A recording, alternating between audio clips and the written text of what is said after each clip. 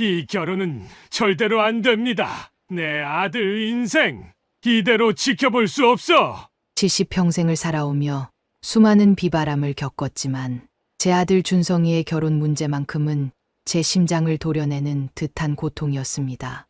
늦은 밤 텃밭에 물을 주던 제 손끝이 파르르 떨려왔고 귓가에는 전 재산 탈탈 털릴 뻔했다는 끔찍한 소리가 환청처럼 울려 퍼졌습니다. 시청해주신 여러분들 행운이 대박 나시길 기원하며 구독과 좋아요 한 번씩 부탁드립니다. 여러분의 작은 행동이 제겐 큰 힘이 됩니다. 평생 순진하기만 했던 막내 아들, 그 아이의 첫사랑이자 결혼이 이토록 잔혹한 대형 사기극의 서막이었다는 사실을 깨달았을 때 저는 그 자리에서 주저앉을 뻔했습니다. 이 늙은 아버지가 직접 발벗고 나서지 않았다면 우리 준성이의 인생은 돌이킬 수 없는 나락으로 떨어졌을 겁니다. 이 이야기는 단순히 한 가족의 파혼을 넘어선 사랑이라는 이름, 뒤에 숨겨진 충격적인 탐욕과 배신의 실체를 파헤친 충격입니다라는 말로도 부족한 처절한 싸움의 기록입니다. 안녕하세요, 여러분.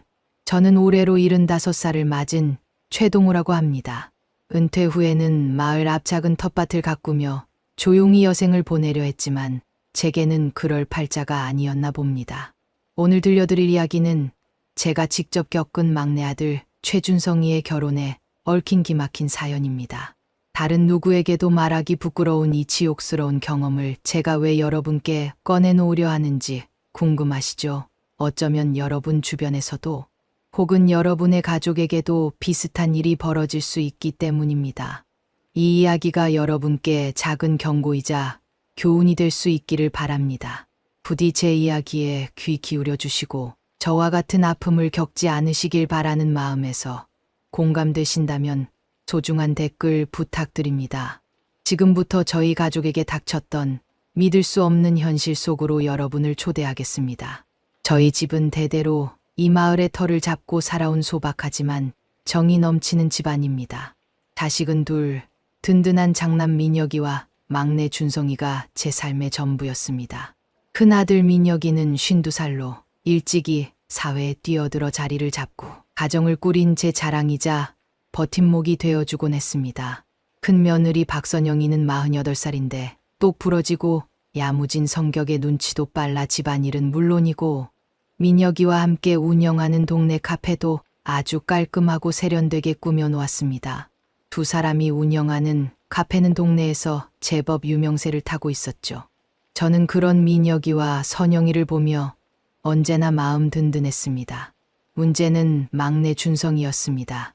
올해 42살이 된 이 녀석은 어딘가 세상 물정에 어둡고 특히 연애에는 젬병이라 아직까지 번듯한 짝 한 번 데려온 적이 없었습니다. 어릴 때부터 순둥순둥하고 남에게 싫은 소리 한 번 못하는 성격 탓에 저는 늘 그 아이가 걱정됐습니다. 한창 젊을 때는 동네 아주머니들이나 제 친구들도 막내 총각 괜찮은 사람 없냐? 며 중매를 서보려 했지만 준성이는 번번이 고개를 절레절레 저으며 인연을 피했습니다. 인연이란 게 다 때가 있는 법이지 하고 생각하며 조바심 내지 않고 그저 응원만 해주고 있었죠. 그렇게 세월이 흘러 준성이는 어느덧 부록의 나이를 훌쩍 넘겼고 저는 속으로 이 아이는 평생 혼자 살려나 하는 체념 아닌 체념을 하기도 했습니다. 그런데 얼마 전 이 녀석이 뜬금없이 결혼을 하겠다는 소식을 가져온 겁니다. 저는 그 말을 듣는 순간 가슴이 쿵 하고 내려앉는 듯한 두근거림과 함께 묘한 긴장감을 느꼈습니다. 내 아들이 드디어 짝을 만났구나. 하는 기쁨도 잠시, 과연 어떤 아이일까? 하는 의심과 걱정이 제 마음속을 파고들었습니다. 한편으로는 에라, 잘됐다.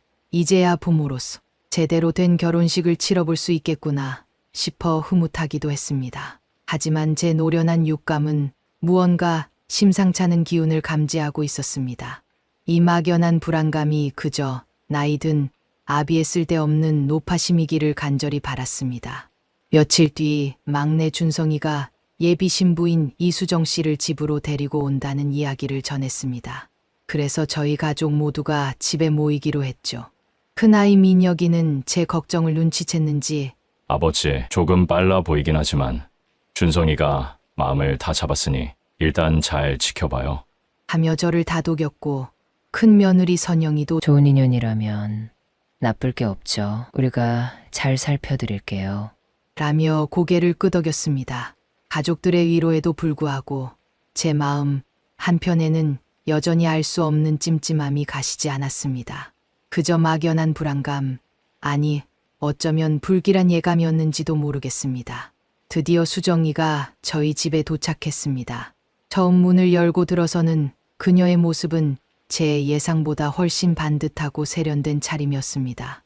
깔끔한 정장 차림에 단정하게 묶은 머리, 그리고 차분한 미소까지. 첫인상만 놓고 보면 우리 준성이에게 이런 아가씨가 싶을 정도로 흠잡을 데가 없었죠. 그녀는 저와 민혁이 선영이에게 깎듯이 고개를 숙이며 안녕하세요. 준성 씨와 결혼할 이수정입니다. 잘 부탁드립니다. 하고 인사를 건넸습니다. 요즘 젊은이들이 인사성이 부족하다는 말을 자주 들었는데 수정이는 제법 예의를 갖춘 듯 보였습니다. 처음에는 은근슬쩍 저희 가족을 배려하려는 듯한 모습까지 보이더군요. 하지만 제 눈은 겉모습 너머를 살피고 있었습니다. 수정이의 말투는 부드러웠지만 어딘가 모르게 미묘하게 힘이 들어가 있었고 그녀의 눈빛은 너무나도 강렬해서 사람을 쭉 훑어보는 듯한 느낌을 주었습니다. 마치 상대방을 정확히 평가하고 자신에게 이득이 될지 안 될지를 계산하는 듯한 그런 싸늘한 기색이 저에게는 어딘지 모르게 낯설고 불편했습니다. 결혼을 앞둔 예비 신부가 어쩜 저리 계산적인 눈빛을 할까? 하는 의문이 제 머릿속을 스쳤습니다. 그날은 간단히 서로를 소개하고 결혼 날짜나 준비 과정을 어떻게 해나갈지 이야기 나누는 정도로만 마무리를 했습니다. 아유, 우리 막내가 이렇게 잘 됐는데 뭐가 더 필요하겠나? 하고 애써 웃어 보였지만 제 속은 자꾸만 뒤숭숭했습니다.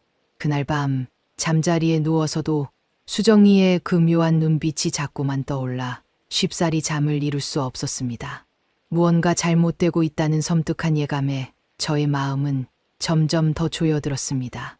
수정이가 다녀간 후 저희 가족은 그야말로 급물살을 타기 시작했습니다. 막내 준성이는 마치 오랜 갈증을 해소하려는 듯 결혼 준비에 열을 올렸습니다. 하루가 멀다 하고 수정이와 연락하고 주말이면 만남을 가지며 상기된 목소리로 저에게 이런저런 계획들을 늘어놓았습니다. 저는 내심 이제야 제 짝을 찾았으니 저렇게 신이 났구나 싶으면서도 한편으로는 너무 성급한 건 아닐까 하는 우려를 떨칠 수 없었습니다. 그리고 얼마 지나지 않아 준성이로부터 더욱 놀라운 소식이 전해졌습니다. 아버지, 우리가 결혼정보회사를 통해서 만난 지 한 달 정도 됐지만 서로 너무 잘 통하니까 미루지 말고 빨리 상견례를 진행하면 좋겠어요. 한 달 만에 상견례라니 제 평생 이런 번갯불에 콩 볶아 먹듯 초고속으로 진행되는 결혼은 처음 겪어보는 일이었습니다. 요즘 세상이 빠르다지만 이건 좀 지나치게 서두르는 듯한 느낌을 지울 수 없었습니다.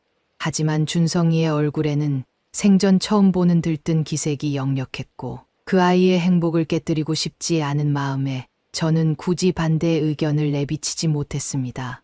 그저 내가 그렇게 좋다면야 다만 꼼꼼하게 준비해야 할 것이다. 라고 조심스럽게 당부할 뿐이었죠. 그렇게 며칠 뒤 수정이 측과의 상견례 날짜가 잡혔습니다. 장소는 시내의 이름난 한정식 집이었는데 저는 그저 음식이라도 입에 맞아야 할 텐데 하는 소박한 마음으로 길을 나섰습니다.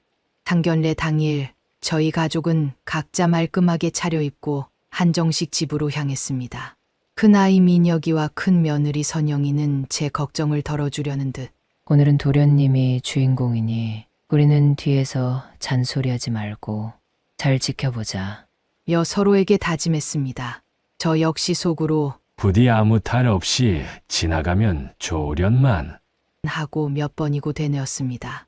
약속 시간보다 일찍 도착하여 자리에 앉아 있으니 긴장감과 함께 묘한 기대감이 차올랐습니다. 드디어 문이 열리고 수정이와 함께 그녀의 가족들이 들어섰습니다. 그중 나이가 제 또래 되어 보이는 분이 있었는데 준성이가 미리 말해준 대로 수정이의 어머니 김미숙 씨였습니다.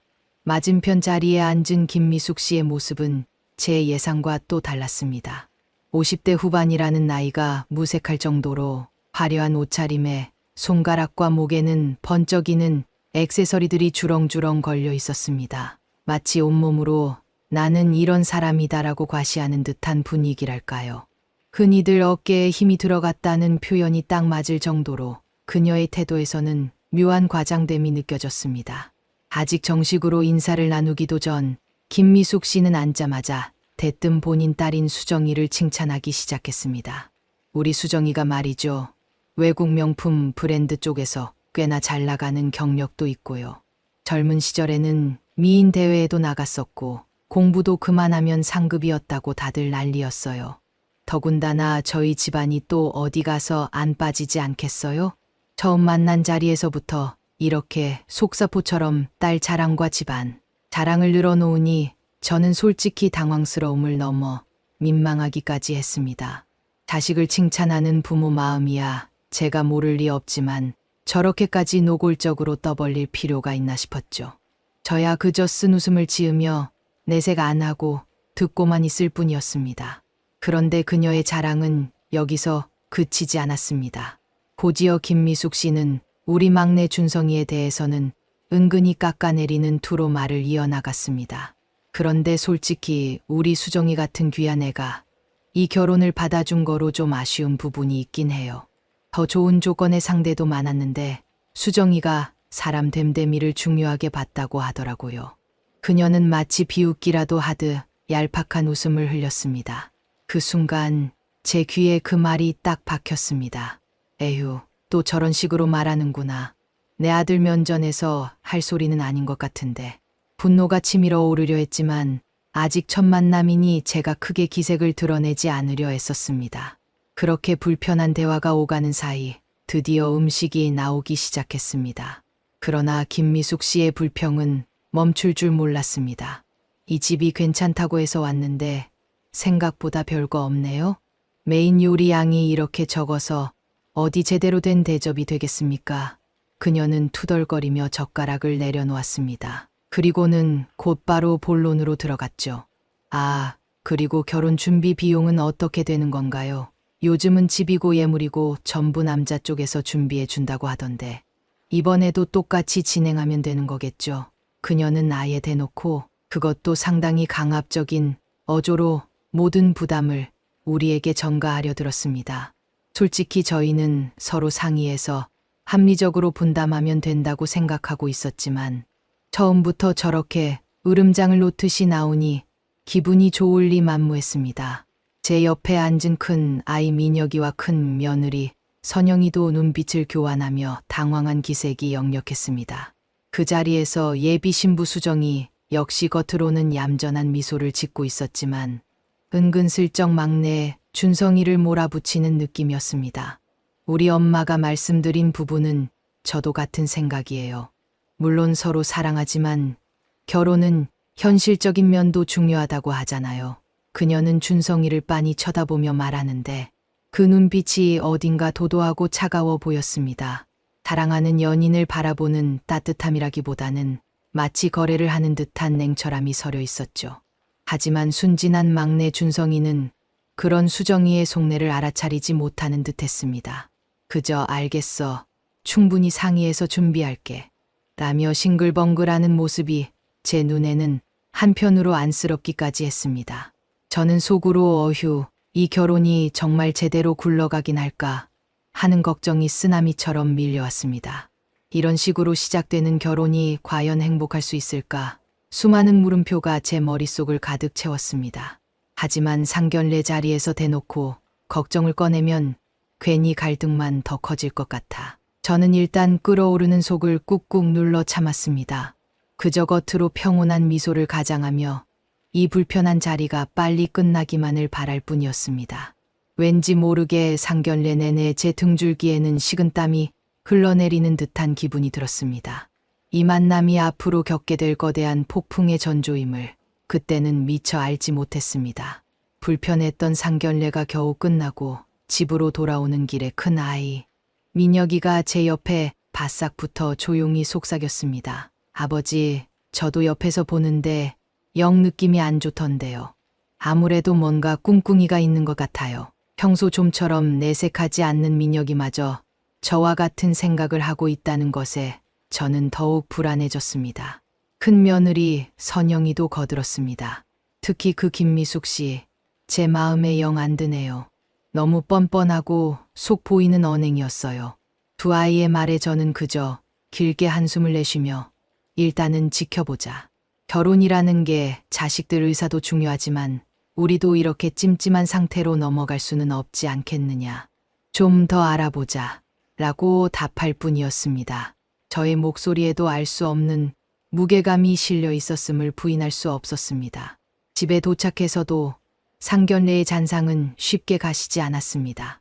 텃밭에 물을 주며 흙을 만지작거렸지만 마음속은 갈대처럼 흔들렸습니다. 결혼은 인생에 한 번뿐인 큰일인데 괜한 의심으로 이 중요한 일을 흐지부지 만들 수는 없지. 하지만 그렇다고 이대로 내버려 두기도 영 찜찜하네. 대체 내가 뭘 어떻게 해야 한단 말인가. 저는 밤늦도록 잠 못 이루고 이런저런 생각에 잠겼습니다. 문득 순진한 막내 준성이의 얼굴이 떠올랐습니다. 그 아이에게는 이번 수정이와의 만남이 어쩌면 처음으로 찾아온 진정한 사랑이라고 느낄 테니 쉽게 놓으려 하지는 않을 것이 분명했습니다. 하지만 만에 하나라도 잘못된 길로 빠져 힘들어지면 그때는 더 큰 상처가 생길 터이니 지금 제가 무언가 해야 한다는 강렬한 책임감이 제 어깨를 짓눌렀습니다. 다음 날 아침 여전히 마음이 무거워 아침 식사도 제대로 넘기지 못하고 있는데 큰 아이 민혁이가 제 방으로 찾아왔습니다. 그의 얼굴에도 밤새 잠 못 이룬 흔적이 역력했습니다. 아버지, 제가 밤새 고민해봤는데 아무래도 좀 더 신중해야 할 것 같아요. 제가 조사를 좀 해보려고 하는데 혼자 하면 아무래도 힘드니 아버지도 같이 움직이실래요? 민혁이의 단호한 말에 저는 속으로 올 것이 왔구나 싶었습니다. 민혁이는 자신이 운영하는 카페에서 약 3년 전쯤 갑질 사건이 있었는데 당시 폭언과 함께 커피를 들이부었던 손님의 인상착의가 왠지 수정이와 비슷하다는 소문을 들었다는 겁니다. 물론 아직은 확실치 않으니 한 번 더 알아봐야 한다는 것이었습니다. 민혁이의 이야기를 듣는 순간 제 심장이 쿵하고 내려앉는 듯했습니다. 어쩐지 내 느낌이 틀리지 않았구나. 머릿속에서 상견례 때 느꼈던 수정이의 묘한 눈빛과 김미숙 씨의 오만한 태도가 스쳐 지나갔습니다. 물론 아직은 추측에 불과했지만 괜히 섣불리 나섰다가 큰 싸움이 벌어질 수도 있다는 생각에 조심스러움이 앞섰습니다. 하지만 동시에 이대로 가만히 있을 수는 없다는 확신 또한 강하게 들었습니다. 가족들과 의논하며 조금씩 실마리를 찾아가야겠다고 생각했습니다. 이 늙은 아비의 육감이 틀리지 않았기를, 아니 차라리 틀렸기를 바랐지만 이미 시작된 의심은 제 마음을 송두리째 흔들고 있었습니다. 저는 그제야 굳게 마음을 먹었습니다. 이것은 단순히 준성이의 결혼 문제가 아니다. 우리 가족 전체의 평화와 행복이 걸린 문제다. 만약 수정이가 정말로 우리 가족에게 해를 끼칠 수 있는 사람이라면 더 철저히 알아보는 것이 가족으로서의 마땅한 도리다. 그러지 않고선 평생 가슴에 돌덩이를 안고 살 것 같은 불안감을 떨칠 수 없을 것이다. 이렇게 생각하니 오히려 복잡했던 마음이 한결 차분해지고 막연했던 불안감 대신 냉철한 판단력이 자리 잡는 듯했습니다. 저는 민혁이와 선영이에게 괜히 성급한 판단은 하지 말되 우리가 할 수 있는 모든 방법을 동원해서 철저히 알아보자. 일이 어떻게 되든 우리가 직접 움직여봐야 나중에 후회도 없고 뒤탈도 없을 것이다. 라고 단호하게 당부했습니다. 그렇게 저희 가족은 이수정 씨와 그녀의 집안에 대한 조사를 시작하기로 했습니다. 막내 준성이는 지금 사랑에 푹 빠져 있는 상태이니 우리가 아무리 진실을 말해도 쉽사리 받아들이지 못할 수도 있다는 것을 잘 알고 있었습니다. 하지만 그렇다고 손 놓고 있을 수는 없었습니다. 우리는 우리 방식대로 조용히 발품을 팔아 진실을 찾아내기로 했습니다. 겉으로 봤을 땐 아무리 근사해 보이고 예의 바른 모습이라 해도 그 내면에 무엇이 숨어 있는지 아무도 모르는 것이 세상 이치 아니겠습니까? 특히 결혼이라는 것이 서로 사랑하는 마음보다 다른 이익을 얻으려는 욕심이 너무 커 보인다면 결국 나중에는 돌이킬 수 없는 상처만 남길 수 있다고 저는 굳게 믿었습니다. 밤이 깊어질수록 제 몸은 괜히 더 허해지는 것 같았습니다. 단기침이 끊이지 않고 머리까지 지끈거렸죠. 나이가 들수록 마음에 근심이 쌓이면 몸으로도 고스란히 전해지는 모양입니다. 늙은 몸으로 이런 일을 감당해야 한다는 생각에 때로는 서글퍼지기도 했습니다. 하지만 내일이면 또 텃밭을 보살피고 우리 아이들과 머리를 맞대고 준성이의 문제를 해결해야 한다는 생각에 이참에 제가 기운을 좀 내야겠다고 다짐했습니다. 저는 다시 한번 제 의지를 다잡았습니다. 지금 이 시점에서 내가 할 일은 결국 하나다. 막내 준성이와 우리 가족을 지키기 위해 이 늙은 아비가 진실된 마음으로 발품을 팔고 무슨 문제가 있는지 찬찬히 살펴보는 것. 결혼은 단순히 두 사람이 손을 잡고 걸어가는 길이 아니지 않습니까? 양가가 만나 이루어지는 커다란 관계의 시작이자 때로는 집안 대 집안의 결합이라고도 합니다. 만약 그 시작부터 이렇게 뒤틀린 구석이 있다면, 그리고 그 속에서 불순한 의도가 감지된다면 결코 그냥 넘어가선 안 될 일입니다. 저는 제 가슴속 깊은 곳에서 울려나오는 아버지의 본능적인 외침에 귀 기울였습니다. 이대로는 안 된다. 내 아들을 구해야 한다. 그렇게 저희 가족의 은밀하고도 치열한 결혼 수호 작전은 시작되었습니다. 저는 언젠가 이 일이 어떻게 결론이 나든 그 과정을 모두 견뎌낼 작정이었습니다. 물론 제 인생에 이런 막장스러운 일을 겪게 될 줄은 꿈에도 상상하지 못했지만 사는 게 늘 그렇지 않습니까? 예고 없이 찾아오는 사건에 우왕좌왕하다가도 결국 가족들과 함께라면 길이 보이기 마련이니까요. 저는 다시 한번 제 의지를 다잡으며 이 모든 상황을 담담하게 받아들이기로 했습니다. 부디 이 이야기가 모두 해결되어 언젠가 준성이가 진정으로 행복한 가정을 꾸릴 수 있기를 바라면서 제 목소리로 이 파란만장한 이야기를 천천히 풀어가려고 합니다. 자, 이제 드디어 시작입니다. 상견례에서부터 감지되었던 이상한 기운, 그리고 그 뒤에 숨겨진 실체적 진실을 알아보기 위한 저의 여정이 막을 올렸습니다. 이 결혼이 과연 준성이에게 진정한 축복이 될지, 아니면 말 그대로 파혼으로 가는 길이 될지는 아직 아무도 모르는 일입니다. 하지만 한 가지는 분명합니다. 저는 아버지로서 제 막내 아들을 함부로 내버려 둘 생각은 추호도 없다는 것을 말입니다. 며칠 후 아침 해가 창가에 들이칠 때쯤 저는 잠에서 천천히 깨어났습니다. 어제 텃밭에 물을 주고 나니 허리가 욱신거리고 잔기침이 더 심해졌는데 나이가 들어서인지 낮에 조금만 움직여도 밤에 누웠을 때 온몸이 쑤시고 아우성치는 듯했습니다. 커다란 잠옷 바지춤을 끌어올리며 천천히 몸을 일으켰는데 문득 어제 큰 아이 민혁이와 나눈 대화가 떠올랐습니다. 상견례 이후 식구들 마음에 싹 튼 불안함, 그리고 그 불안함 뒤에 숨은 진실을 제대로 확인해야 한다고 마음먹었던 거죠. 이제 늙은 몸이라도 해야 할 일은 해야 합니다. 오히려 나이 들수록 결정을 미루다간 더 큰 화를 부른다는 것을 알기에 지금부터라도 발벗고 나서야겠다고 다짐했습니다. 이 일은 단순히 준성이의 결혼 문제가 아니었습니다. 우리 가족 전체의 평화를 지키기 위한 싸움이었습니다. 그날 오전에 큰 아들 민혁이가 집에 들렀습니다. 제가 아침 겸 점심으로 간단히 해둔 감자 수제비를 내오자 민혁이는 후루룩 소리내며 한두 번 입을 축인 후 곧바로 본론으로 넘어갔습니다. 아버지, 그때 말씀드린 카페 사건 한번 확인해봐야 할 것 같아요. 민혁이의 얼굴에는 잔뜩 긴장이 깔려 있었습니다. 큰 며느리 선영이가 운영하는 카페에서 약 3년 전 있었던 일이라는데, 그때 이수정이라는 여자가 아르바이트생에게 커피를 들이붓고 폭언을 했다는 소문이 동네에 파다했다는 겁니다.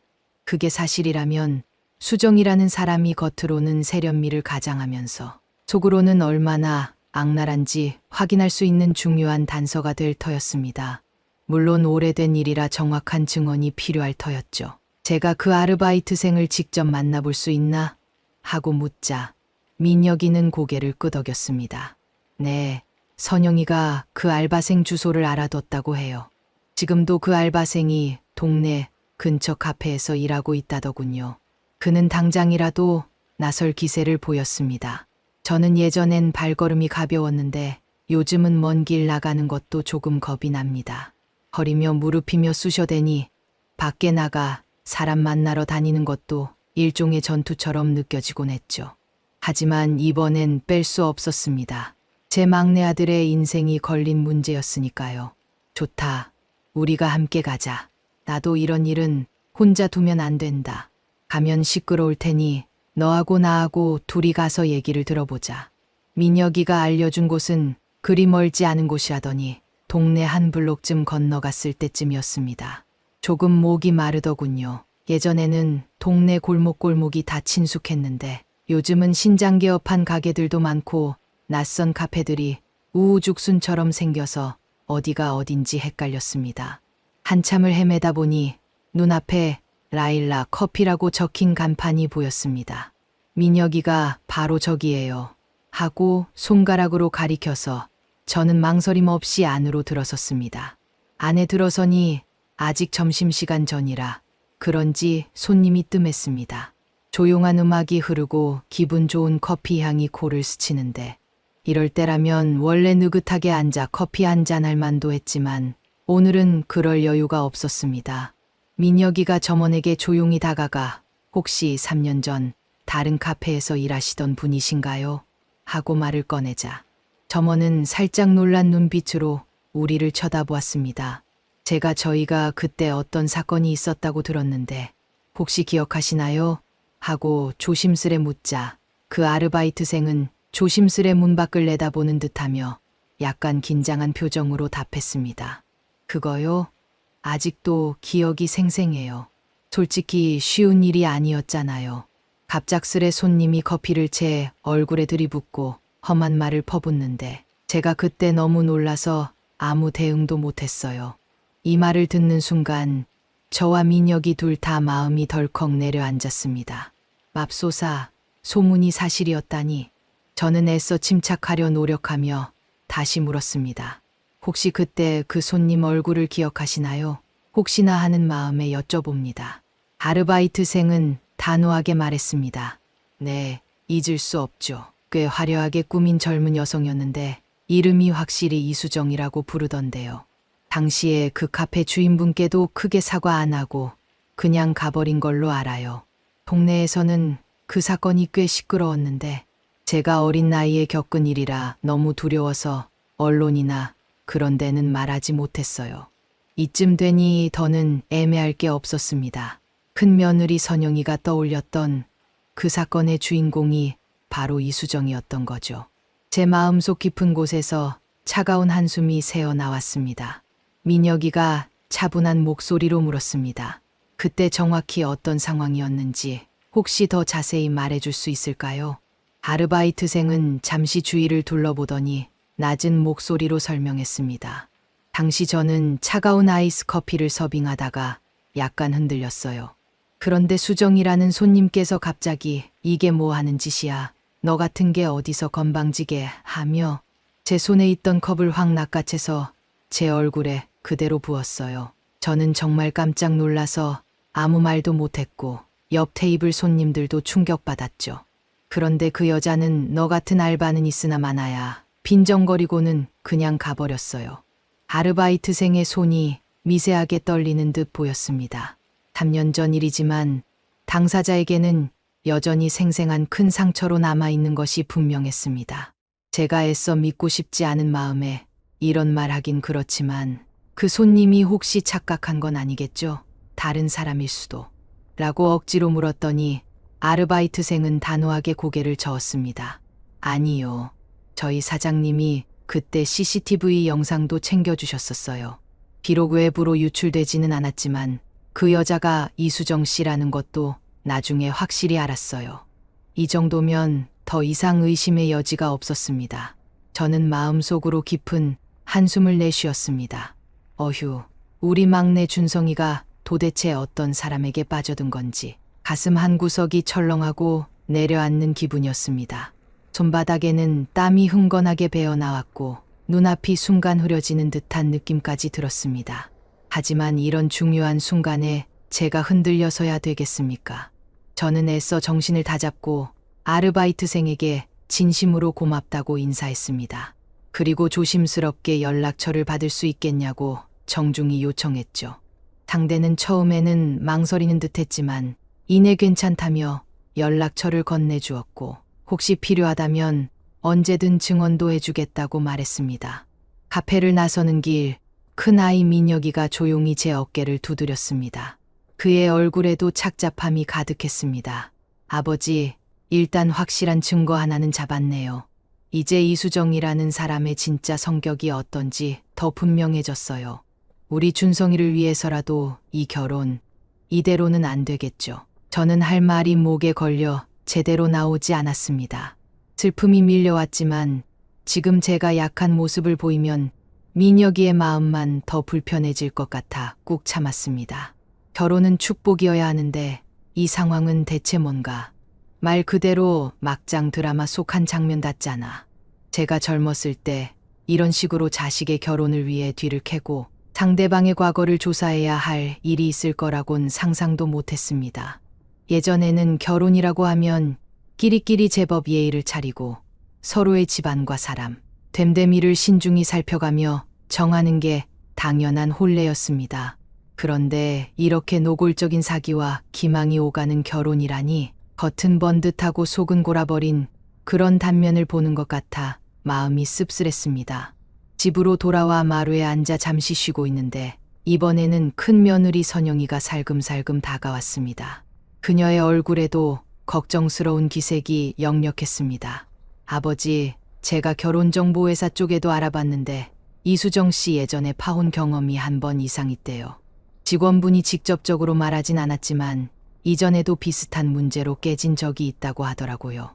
선영이의 말을 들으니 이거 한두 번 겪은 일이 아닌 모양이구나 싶었습니다.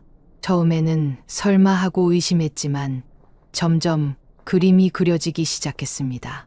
이수정이라는 여자는 겉으로는 점잖은 척, 세련된 척하지만 실제로는 사람을 물건처럼 대하고 결혼을 오직 이익 창출의 수단으로 삼는 못된 인성의 소유자일 가능성이 커 보였습니다. 그래, 그 묘한 눈빛, 그 오만한 태도가 바로 이것 때문이었군. 이제 남은 문제는 순진한 막내 준성이를 어떻게 설득하느냐였습니다. 준성이는 아직도 설레발을 치며 결혼 준비에 열을 올리고 있었습니다. 아까 저와 전화 통화를 했을 때도 예단 비용 어쩌고 신혼집 알아보는 중이라며 한참 신나하는 목소리였습니다. 그 말을 들으니 제 속이 또 뒤집히는 것 같았습니다.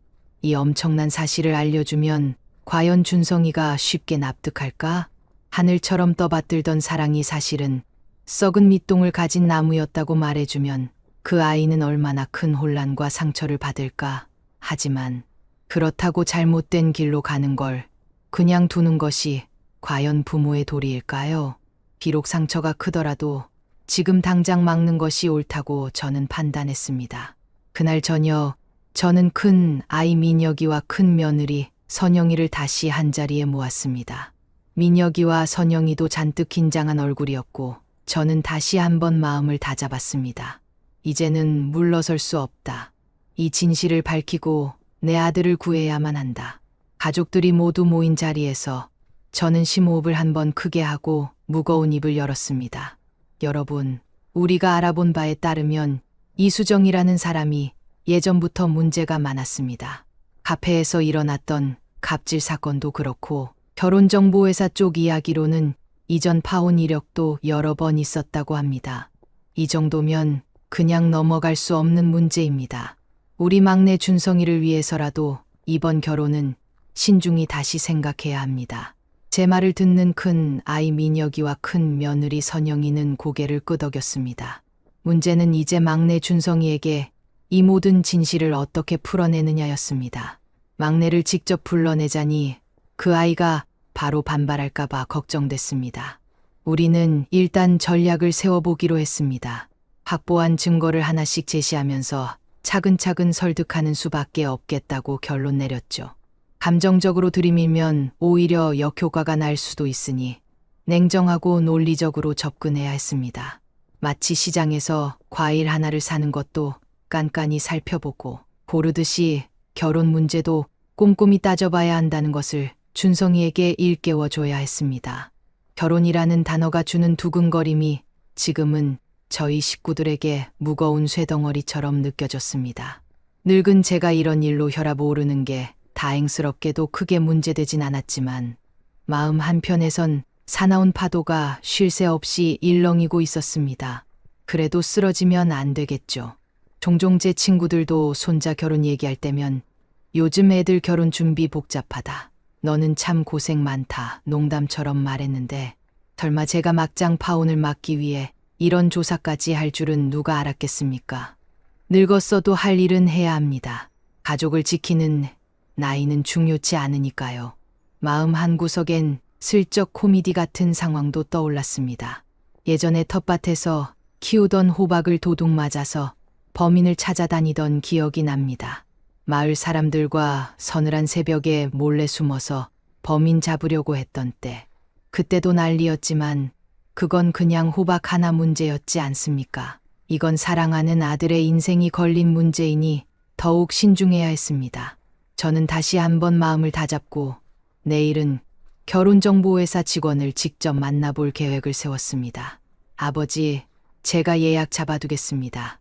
라는 큰 아이 민혁이의 말에 고맙단 생각이 들었습니다. 이번에도 가족이라는 울타리 안에서 서로 머리를 맞대고 있지 않습니까? 이런 게 바로 가족 아니겠어요.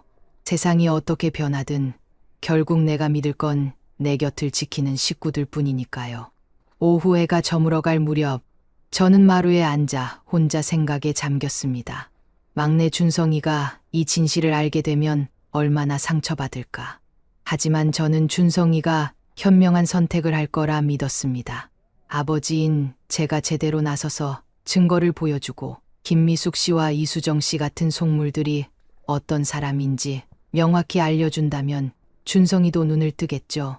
너무 늦기 전에 말입니다. 이제 곧 결혼식이 한 달 앞으로 다가와 서두르지 않으면 더 큰 상처를 남길 수 있으니 더 신중하고 빠르게 움직여야 했습니다. 내일이면 또 다른 진실이 드러나겠죠. 저는 이 상황을 우습게 넘길 수 없었지만 그래도 노인네 입장에선 이놈의 세상 결혼 하나 하는데 왜 이렇게 복잡한지 하고 푸념이라도 해야 마음이 편해질 듯 했습니다. 그래도 푸념은 나중에 하고 지금은 행동해야 할 때였습니다. 막내 아들 준성이를 구하기 위해서라면 제가 할 수 있는 모든 걸 할 작정이었습니다. 다음 날 아침 허리를 꾸둑꾸둑 풀어가며 잠에서 깬 저는 오늘 해야 할 일이 머릿속에 가득했습니다. 땀을 살짝 흘리며 일어나니 밤새 제 마음속에서 수많은 생각들이 떠올랐던 거죠.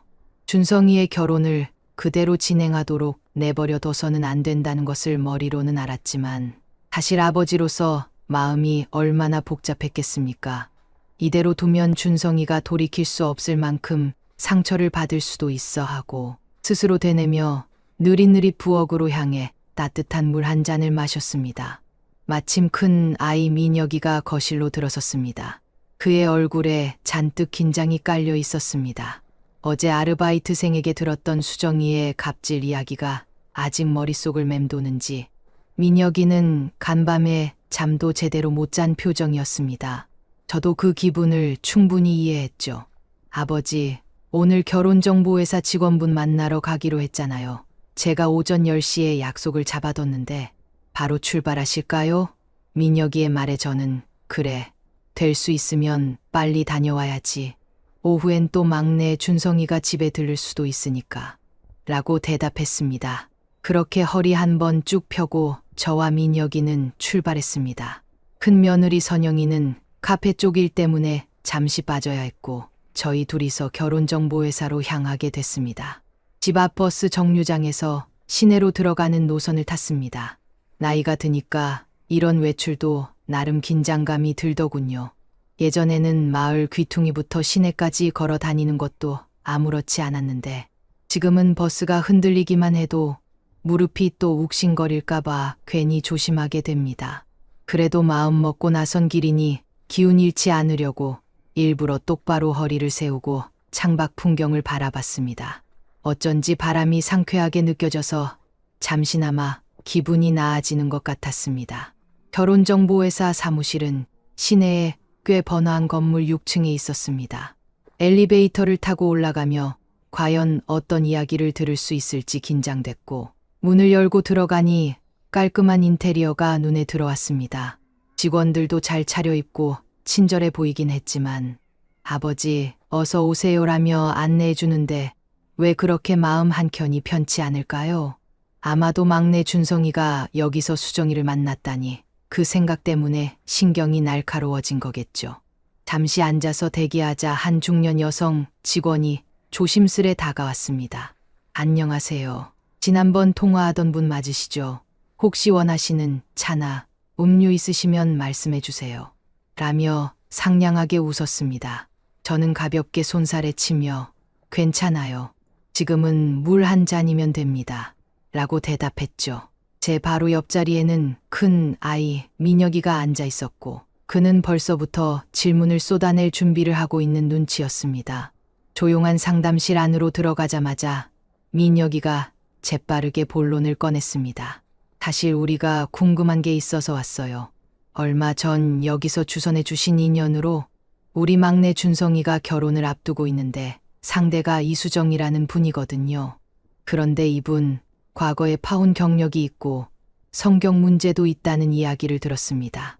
혹시 회사에서 알고 있는 부분이 있으면 알려주실 수 있을까요? 직원은 순간 표정이 굳어졌다. 사적인 정보라 함부로 말하기 어렵다는 입장이었지만 저희가 워낙 절박해 보였는지 결국 입을 열더군요. 그녀는 조심스럽게 말을 이어갔습니다. 솔직히 말씀드리면 저희 회사 입장에선 회원 정보라 함부로 상세히 말씀드리긴 어렵습니다만 이수정님이 이전에도 결혼을 추진하다가 파혼된 적이 있습니다. 분명히 알려진 건 그 파혼 과정에서 협의가 잘 안 됐다는 이유였는데 두어 번 파혼이 있었다는 얘기도 들리긴 했어요. 저도 구체적인 정황까지 자세히 모르지만 회사 내부적으로는 이분이 조건이나 경제적인 면을 너무 강조하는 경향이 있다고 평가했습니다. 그래서 매칭을 잡을 때 상당히 신중했고 생각보다 빨리 진전이 돼서 놀랐던 게 사실이에요. 그 이야기를 듣는 저와 큰 아이 민혁이는 할 말을 잃었습니다. 저희가 우려했던 것보다 훨씬 상황이 심각할 수도 있겠다는 생각이 스쳤습니다. 그 직원은 덧붙여서 말했습니다. 물론 모든 사람이 사정이 있긴 하겠지만 결혼이 이렇게 잦은 파혼을 겪게 되면 아무래도 성격이나 인간관계에 뭔가 문제가 있을 가능성이 크다고 보거든요. 더군다나 경제적인 부분만 지나치게 강조하면 결혼 생활 자체가 돈 문제로 흔들릴 수 있으니 조심스럽게 고민해 보시는 게 좋지 않을까 해요. 그녀의 조언은 저희의 의심을 확신으로 바꾸어 놓았습니다. 상담실을 나서는데 밖으로 나오는 길에 마음이 자꾸만 답답해졌습니다. 한 번이 아니고 한 번이 아니라 두어 번씩이나 파혼이 있었다니 거기다 회사에서조차 조건을 강조하며 경고까지 하는 판이니 이 결혼을 그대로 두면 안 되겠다는 생각이 더욱 뚜렷해졌습니다. 결국 문제의 핵심은 하나였습니다. 이수정 씨와 그녀의 가족이 오직 경제적 이익과 허영심을 위해 우리 막내 준성이와 결혼을 추진하고 있다는 느낌이 너무나도 강했습니다. 저희 가족 입장에선 기가 막힐 노릇이었죠. 저는 밖으로 나오면서 지나가는 말로 민혁이에게 중얼거렸습니다. 우리 준성이가 정말 이런 사람과 인연이 된다면 평생 기가 꺾여 살지도 몰라. 그리고 사랑이 뭔지도 제대로 모르고 얽혀버리면 그게 뒷감당이 안 될 거야. 민혁이는 고개를 끄덕이며 조금 전 직원도 말했잖아요. 이분은 분명 단순한 로맨스보다는 경제적 이득 같은 현실적 조건을 우선시하는 듯하다고. 아버지, 이거 이제 뭉개고만 있을 때가 아니에요. 준성이한테 말할 때가 된 것 같아요. 라고 제안을 했습니다. 그래서 저희는 조금 더 자료를 모은 뒤 막내 준성이와 최종적으로 대화를 하기로 계획을 잡았습니다. 다만 전면전을 벌이듯이 준성이를 몰아붙이지는 않을 생각이었습니다. 최대한 차분하고 논리적으로 다가가야 준성이도 받아들일 수 있을 것이라고 판단했습니다. 워낙 순진한 성격이라 한번 사랑에 빠지면 앞뒤 가리지 않고 달려가는 아이였으니 그 마음을 알기에 우리가 무작정 너 결혼하지 마. 그 여자 이상해. 강하게 나오면 오히려 준성이가 더 반발할 수도 있었으니까요. 한편 이수정 씨 측에서도 요즘 결혼 준비를 빌미로 돈 문제를 계속 강조한다는 이야기가 슬슬 들려오더군요. 큰 며느리 선영이가 은근히 준성이를 통해 흘려듣고서는 저에게 전해줬습니다. 예단 비용을 어느 정도로 할지, 신혼집을 몇 평짜리 잡을지, 그리고 심지어는 예물까지 죄다 준성이나 저희 가족이 돼야 한다고 주장한다는 겁니다. 막내 준성이는 뭐 결혼이니 어느 정도는 투자해야지 라며 대수롭지 않게 여기는 눈치였지만 수정이 측은 거의 조건을 빌미로 으름장을 놓는 듯 했습니다. 거기다 김미숙 씨라는 분이 또 뒤에서 부추기는 모양이라 일이 점점 가관이 되어 간다 싶었습니다. 저는 이런 상황을 지켜보면서 동시에 지금이라도 뒤집어 엎길 정말 잘했다는 마음이 들었습니다.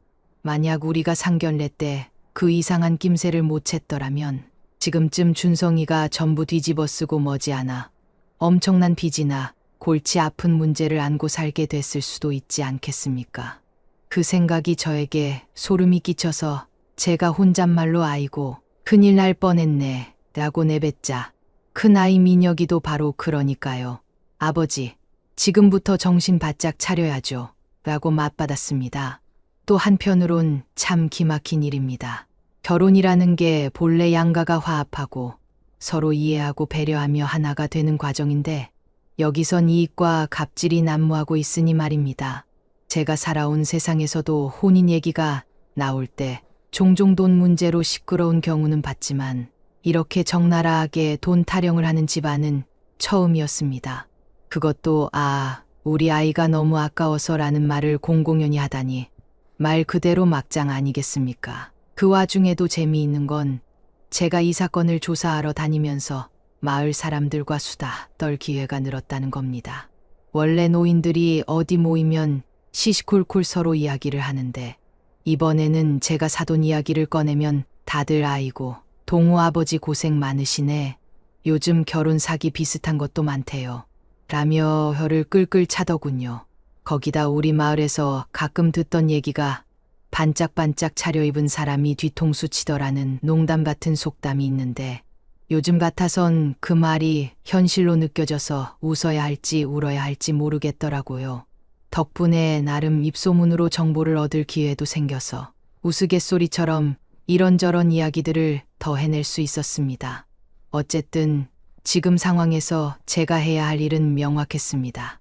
아르바이트생의 증언, 결혼정보회사 직원이 들려준 이야기, 그리고 이수정 씨 측이 내세우는 막장스러운 요구 조건들, 이런 것들을 종합해서 객관적인 증거 자료로 만들고 막내 준성이에게 냉정하게 보여주는 것입니다.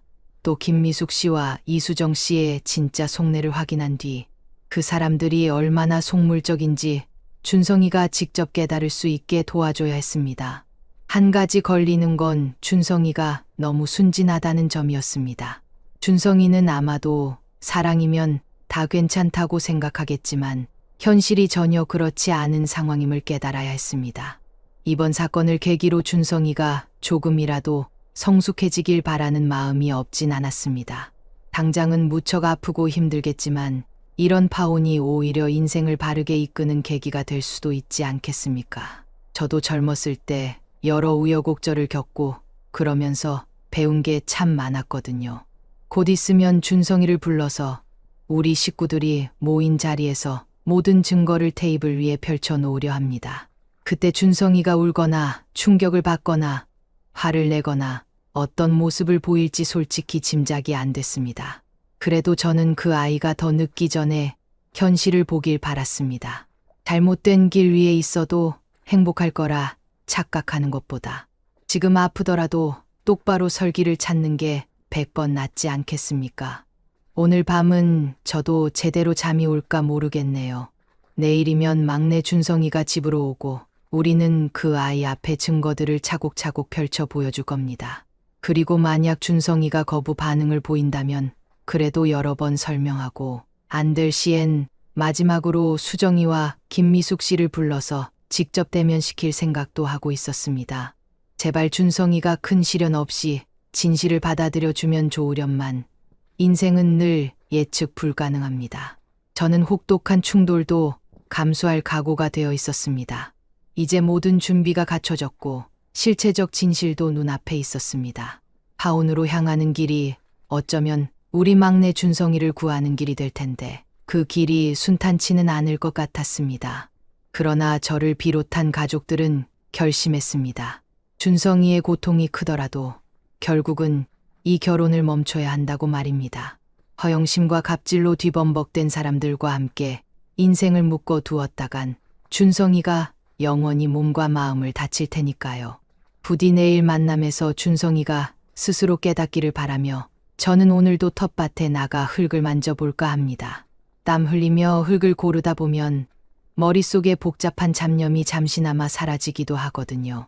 이것도 늙은이가 할 수 있는 소소한 스트레스 해소법이죠. 나이 들어도 주저앉을 순 없잖아요. 내일이 어떻게 전개되든 제가 아버지로서 역할을 다해야 할 테니 오늘은 기운을 좀 비축해 둬야겠습니다. 오늘은 정말 마음이 무겁고 긴장감이 제 몸을 사로잡아서 밤새 한숨도 제대로 못 잤습니다. 그도 그럴 것이 드디어 막내 준성이에게 모든 증거와 사실을 털어놓기로 결심한 날이거든요. 지난 며칠간 제가 발품 팔아 알아낸 수정이와 그 집안의 실체, 그 어두운 면을 고스란히 보여줘야 하니 준성이가 받을 충격도 만만치 않을 터였습니다. 그래도 더 이상 늦출 수 없었습니다. 이 중요한 시점에 제가 기죽어 있으면 안 되니 아침에 일어나자마자 온몸을 천천히 스트레칭하며 긴장을 풀었습니다. 오늘이야말로 결판을 내야 한다. 제가 이렇게 마음을 다잡았답니다. 아침 식사는 입에 들어가는 둥 마는 둥 목으로 넘어가는지조차 모르겠더군요. 위가 바짝바짝 말라붙는 기분이었습니다. 큰아이 민혁이는 저보다 더 심각한 얼굴을 하고 있었고 큰 며느리 선영이도 잔뜩 경직되어 있었습니다. 준성이가 오는 시간에 맞춰 필요한 자료들을 하나하나 점검했습니다. 아르바이트생의 증언을 정리한 메모, 결혼정보회사 직원과의 대화 내용, 그리고 상견례 때 수정이와 김미숙 씨가 했던 막장스러운 발언에 대한 저희 가족의 기록까지. 만약 준성이가 의심하거나 반발한다면 더 이상 회피하지 못하도록 모든 근거를 차곡차곡 제시해야 했으니까요. 점심 무렵 막내 준성이가 현관문을 열고 들어왔습니다. 평소보다 깔끔하게 차려입은 모습이라 순간 저도 조금 흠칫했지만 결혼 준비에 한창 들떠 있으니 바깥에서 이것저것 알아보다가 오는 길이겠거니 싶었습니다. 그런데 아직까지 준성이 얼굴엔 긴장감이라고는 전혀 안 보였습니다. 오히려 발걸음이 가벼워 보이는데 그 모습이 안쓰럽기도 하고 한편으로는 곧 저 아이가 큰 충격을 받을 텐데 어쩌나 하며 안타까운 마음이 들었습니다. 아버지, 형수님, 다 집에 계시네요. 오늘 무슨 일 있어요? 준성이가 밝은 목소리로 물어보는데 저는 살짝 목이 맨 채로 그래, 잠깐 우리 좀 같이 앉아보자 라고 힘겹게 말했습니다. 거실에 둥그렇게 모여 앉자 준성이는 눈을 빛내며 우리를 차례로 쳐다봤습니다. 아마도 우리가 결혼 이야기를 꺼내며 축하해 주려고 모인 줄 알았던 모양입니다. 저는 잠시 숨을 고른 뒤 담담한 어조로 입을 열었습니다. 준성아, 우리가 요즘 너랑 수정이 쪽 이야기를 조금 자세히 알아봤다. 너도 알다시피 결혼은 우리 가족 모두에게 중요한 문제잖니. 그래서 혹시나 하는 마음에 상견례 때 느꼈던 이상함을 확인해 봤다. 제가 말을 시작하자마자 준성이 표정이 살짝 굳더군요. 무언가 심상찮다는 걸 눈치챈 거겠죠. 그래서요? 하고 준성이가 조심스레 물었습니다. 저는 그제야 아르바이트생의 증언 메모부터 꺼내서 차근차근 설명을 이어갔습니다. 우선 3년 전 카페에서 일어났던 사건을 이야기하니 준성이는 처음엔 에이 설마 그런 게 다 헛소문일 수도 있잖아 라며 손사래를 쳤습니다. 그도 그럴 게 준성이 입장에선 사랑하는 사람을 누군가가 마구 비난하니 반사적으로 거부감이 들 만도 했습니다. 하지만 저희가 아르바이트생의 연락처와 증언 내용을 적어둔 문서를 보여주고 큰 며느리 선영이가 직접 카페 주인으로서 봤던 일부 정황까지 상세히 말하자 준성이는 점점 말이 줄어들었습니다. 끝까지 믿고 싶지 않은 듯 눈동자가 흔들렸지만 이제 증거가 워낙 확실하니 더는 부인하기도 힘들었을 겁니다. 거기에 더해서 저는 숨겨왔던 더 큰 진실을 꺼냈습니다. 그리고 수정이가 이전에 결혼을 추진하다가 파혼한 적도 여러 번 있었대. 결혼정보회사 직원이 그러더라. 수정이가 조건을 따지고 경제적인 부분을 지나치게 강조한다는 평판이 있다는 거야. 제가 말을 이을 때마다 준성이의 표정은 점점 더 어두워졌습니다. 설마 그게 다 사실이라고요? 그래도 수정이가 날 속인 건 아니겠지? 하고 매달리는 듯한 물음에 큰아이 민혁이가 조용히 고개를 끄덕였습니다. 우린 지금 너를 모질게 괴롭히려고 이러는 게 아니야. 너의 인생을 지키기 위해서야. 수정이와 김미숙 씨가 우리 가족한테 얻어가려는 게 분명히 너무 많아 보이잖아. 민혁이의 단호하지만 애정 어린 말에 준성이의 얼굴에서 기운이 쏙 빠져나가더군요. 막내는 말 한마디 못하고 고개만 푹 숙여버려서 제가 괜히 마음이 더 아팠습니다. 차라리 준성이가 감정이 폭발해 울거나 화를 내줬으면 저도 조금은 덜 괴로울 텐데 조용히 고개 숙인 채 내가 너무 어리석었나 봐요 라고 힘없이 말하는 모습을 보니 제가 괜히 미안해지기까지 했습니다. 하지만 이걸 지금 바로 잡아주지 않으면 더 큰 불행이 찾아올 게 뻔하니 저도 마음을 독하게 먹어야 했습니다. 잠시 어색한 침묵이 흐르다가 준성이가 고개를 들어 제 눈을 응시했습니다. 아버지 그래서 어떻게 하라는 거예요? 하고 묻는데 그 목소리가 바들바들 떨리더군요. 저는 막내의 손을 살포시 잡고 진심을 담아 말했습니다. 준성아, 우리는 이번 결혼을 멈춰야 한다고 생각한다. 사랑이라는 게 진실한 감정이야 하는데 이렇게 돈과 허영으로 얼룩진 거라면 그 결혼이 무슨 의미가 있겠니? 아버지로서 그걸 두고 볼 순 없구나. 큰 며느리 선영이도 그 옆에서 맞아요. 도련님. 늦지 않았으니까 잘못된 길은 빨리 돌아서야죠. 라며 조용히 거들었습니다.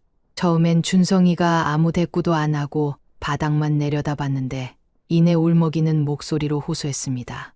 당장 전화해서 결혼 못하겠다고 해요. 그러면 수정이랑 김미숙 씨 쪽이 가만히 있을까요? 우리 집안 더 크게 공격하려 들면요. 사실 그 부분을 걱정 안 한 건 아닙니다. 김미숙 씨가 어떤 사람인지 이미 상견례 때부터 봐왔으니까요. 하지만 그래서 일단 확실하게 파혼을 통보하고 문제가 생기면 법적 조치든 뭐든 적극적으로 대응할 생각이었죠. 오히려 지금 결혼식을 강행했다가 더 되돌리기 어려운 수렁에 빠질 게 뻔하니 뭐든 빨리 대처하는 게 낫다고 판단했습니다. 저는 준성이의 어깨를 꽉 잡으며 단호하게 말했습니다. 우리가 먼저 선수를 치자. 김미숙 씨나 수정이가 협박을 하든 뒤에서 험담을 하든 우린 이미 모든 증거를 갖고 있다. 이건 분명히 당신들 잘못이라고 맞서 싸울 거야. 내 아들 준성이가 위험해지는 꼴은 내 눈에 흙이 들어가도 못 본다. 제가 단호하게 말하자. 준성이도 살짝 안도하는 듯한 표정을 지었습니다. 동시에 눈자위가 빨개지는데 그 모습에 제 가슴이 또 울컥했습니다. 사랑한다고 믿었던 사람이 사실은 자기를 이용하려고 했다는 걸 깨닫는 충격이 얼마나 컸을까요? 저는 미안하다. 이렇게까지 해서라도 널 구해야 할 것 같았다. 며 준성이의 어깨를 살포시 감싸 주었습니다. 그리고 저녁 무렵 수정이와 김미숙 씨를 직접 불러내기로 했습니다. 사실 집에 들이기는 싫었지만 다른 데서 만났다가 무슨 변수가 생길까 걱정됐습니다. 차라리 우리가 증거를 이미 확보한 상태고 가족이 함께 있는 이곳에서 대면하는 게 안전하다고 판단했습니다. 전화로 부를 때부터 김미숙 씨는 건방진 말투로 아니 이제 와서 뭘 더 상의하자는 거예요? 며 계속 툴툴거렸지만 준성이의 목소리가 심각하게 들렸는지 결국 온다고 했습니다. 해가 저만치 기울어 가는데 현관문이 또르르 열리고 김미숙 씨와 수정이가 나타났습니다. 둘 다 표정이 굳은 상태라 결코 쉽지 않겠구나 싶었죠. 김미숙 씨는 들어오자마자 우리 수정이 바쁜데 뭐 급한 말씀이라도 있으세요? 비꼬듯이 말했습니다. 그 태도에 제가 어찌나 속이 뒤집히던지 참느라 혼났습니다. 저는 일단 마루에 앉으라고 권한 뒤 삐딱하게 앉아있는 그들을 향해 정면으로 선언했습니다. 이 결혼은 여기서 끝내겠습니다. 그 짧은 말 한마디에 두 사람 얼굴이 싸늘하게 변하더군요. 수정이가 먼저 발끈했습니다. 이게 무슨 말씀이죠?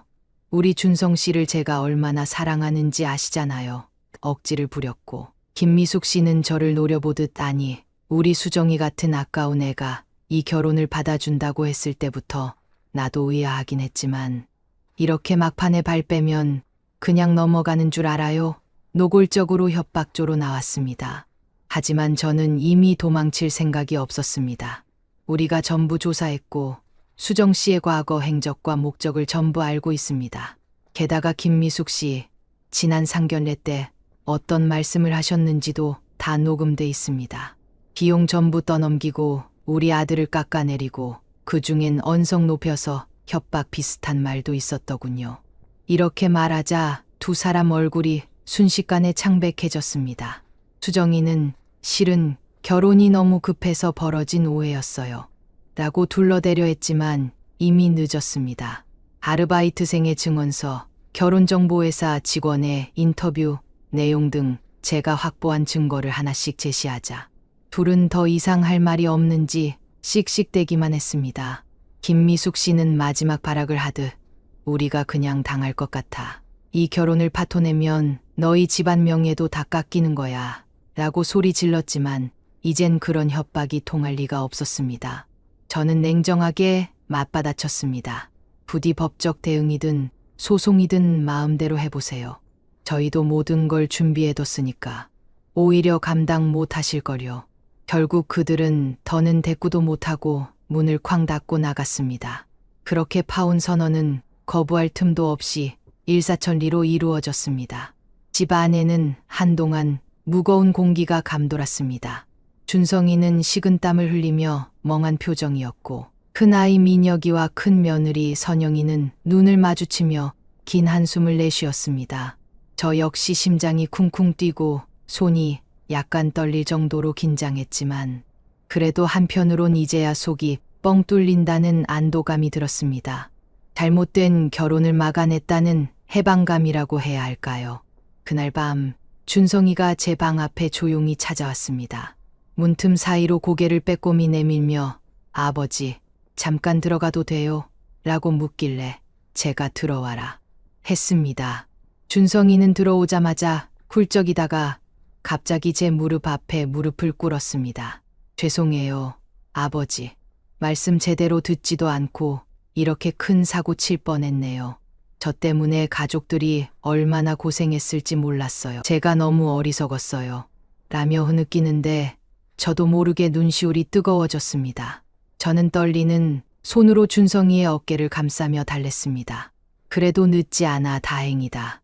너도 상처가 크겠지만 시간이 지나면 더 나은 사람을 만나게 될 거다. 결혼은 조건이 아니라 진짜 마음이 맞아야 하는 거야. 잊지 말거라. 한참을 그렇게 눈물을 훔치고 나서야 준성이는 방으로 들어갔고 저는 그제야 숨을 길게 내쉬며 창밖을 바라봤습니다. 저 멀리 깜깜한 밤한 달이 걸려 있는데 왜 이렇게 제 눈엔 선명해 보이는지 모르겠습니다. 아마 오늘 일로 시끌벅적했던 제 마음이 조금은 가라앉아 세상이 또렷이 보이는 걸지도 모르겠습니다. 물론 이후에도 수정이와 김미숙 씨가 어떻게 나올지는 지켜봐야겠지만 저희 가족 모두가 단결해 있으니 크게 걱정되진 않습니다. 무엇보다 제 아들 준성이가 옳은 길로 돌아섰으니 제가 더 바랄 게 무엇이겠습니까? 인생은 늘 예상치 못한 파도가 치듯 큰 고비를 만들어내지만 그 파도를 넘고 나면 이전과는 또 다른 지혜를 얻게 되잖아요. 이번에도 우리 가족이 함께 힘을 모아 넘었으니 앞으로 한동안은 더욱 단단해질 거라고 믿습니다. 긴 하루였고 파혼을 선언하기까지 온갖 희로애락이 가득했지만 결과적으로 막내 아들 준성이의 인생을 구해낸 셈이니 저로서는 마음이 한결 편합니다. 아직 허리가 쑤시고 몸이 후들거리긴 하지만 이 정도 고생이야 우리 자식 살린 대가라면 기꺼이 감수해야죠. 이번 파혼 소동도 시간이 지나면 언젠가 추억처럼 회자될 겁니다. 그때는 어쩌면 서로 웃으며 당시엔 진짜 막장이었는데 그래도 잘 극복했잖아 하고 말할 수 있겠죠. 저는 그날을 기다리며 오늘 밤은 깊은 잠에 빠져들 것 같네요. 제 이야기는 여기까지입니다. 긴 시간 동안 이 이야기를 어떻게 보셨나요? 혹시 비슷한 경험을 겪으셨거나 가족의 의미에 대해 하고픈 말씀이 있다면 댓글로 남겨주세요. 인생의 지혜는 함께 나눌수록 더 깊어지니까 많이들 말씀 전해주시면 저도 늙은 몸이지만 큰 힘이 날 것 같습니다.